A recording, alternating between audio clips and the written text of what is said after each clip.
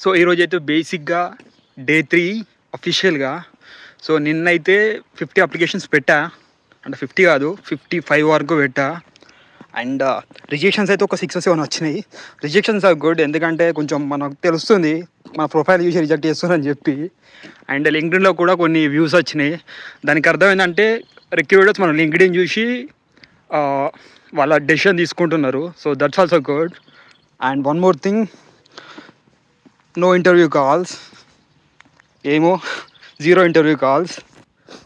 And ఇంకోటి ఏంటంటే like ఇది బేసిక్గా 2 months ఎగో అయింది. 2 months ఎగో లైక్ ఒక ఇంటర్వ్యూ కాల్ వచ్చి ఉండే. సో ఇంటర్వ్యూ కాల్లో ఐ డిడ్ గుడ్, అంటే మంచిగా మాట్లాడినా నేను. ది బెస్ట్ కాదు, ది గుడ్. తర్వాత నెక్స్ట్ ఫేజ్ కూడా పోయింది, ఇంటర్వ్యూ కూడా జరిగింది.